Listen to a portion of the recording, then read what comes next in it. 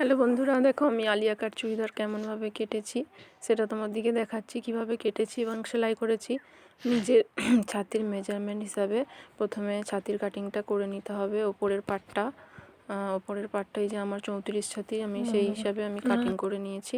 এবার গলার এবং পিঠের কাটিং, এই যে একটা পার্ট সরিয়ে গলার পিঠের কাটটা সরিয়ে তারপর সামনে গলার পার্টটা কাটিং করতে হবে। এই যে দেখো আমার কাটিং করা হয়ে গেছে। এই যে আমার গলার কাটিংটা হয়ে গেছে। আমি এইরকম কাটিং করেছি, তোমরা চাইলে অন্যরকমও করতে পারো। এবার এটা ঝুলের কাটিং। আমার ঝুলের যে কাপড়টা মানে আড়ে ছিল যতটা, আমি ততটাই নিয়েছি। এবার লম্বাটা নিয়েছি 29 ইঞ্চি।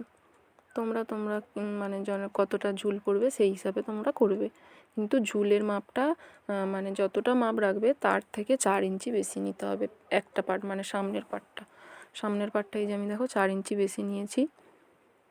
4 ইঞ্চি বেশি নিতে হবে সামনের পার্টটা। এই যে এবার এটাকে কাটিং করে নেবো। আমার সামনের যে এর পার্টটা মানে ছাতির যে পার্টটা 4 ইঞ্চি নিয়ে এই কোণ ওই কোণ থেকে এই 4 ইঞ্চি এই কোণ পর্যন্ত জুড়ে এই যে দেখো কাটিং করে নিয়েছি আমি কেমনভাবে।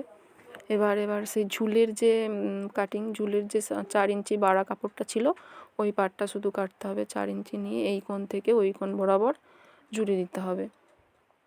দেখো আমি কিভাবে কেটেছি, এই যে কাটিং হয়ে গেছে আমার। এবার এই যে এইভাবে আমি কুচি দিয়ে নিয়েছি সামনের পার্টটা কাটিং করার পর দিয়ে এবার এইটা ছাতির এই যে এটার সঙ্গে এটা সেলাই করে নেব। এবার এইটা জুড়ে এই যে এইভাবে আমি সেলাইটা করে নেব। এই যে আমার এইটা পেছনের পার্টটাও আমি কুচি দিয়ে নিয়েছি। এবার এই উপরের পার্টটার সঙ্গে এই যে কুচিটা এবার এইভাবে জুড়ে নেব সেলাই করে। এবার এটা হচ্ছে যে গলার যে এটা পিঠের কাটিংটা সেইটা পটি লাগিয়ে নেব। তারপর সামনের যে কাটিংটা করেছিলাম গলার সামনের কাটিংটাও পটি লাগিয়ে নেব। সামনের কাটিংটা পটি লাগানো হয়ে গেলে এবার দেখো এই যে আমার পেছন পার্টটা রেডি সেলাই করে, সামনের পার্টটাও এই যে রেডি হয়ে গেছে। এবার এইটার উপরে আমি লেস লাগাবো। লেসটা লাগালে বেশি সুন্দর দেখতে লাগবে। দেখো এই যে সেলাই বরাবর আমি লেসটা লাগিয়ে নেবো, গলা থেকে শুরু করে পুরোটা। দেখো এই যে আমার লাগানো হয়ে গেছে।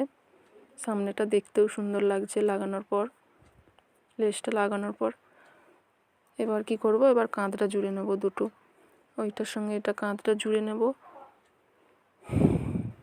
কাঁধটা এই যে জোড়া হয়ে গেছে। এবার হাতাটা আমি লাগিয়ে নিলেই আমার চুড়িদারটা রেডি। যে আমি হাতাটা এবার লাগিয়ে নেব, হাতাটা লাগিয়ে নেব। এই যে হাতা লাগানোর পুরো রেডি, সাইড জোড়া হাতা লাগানোর সব টোটাল কমপ্লিট হয়ে গেছে আমার। এবার আমি দেখো পরে দেখাচ্ছি কেমন লাগছে, তোমরা অবশ্যই জানাবে কমেন্টে। টাটা।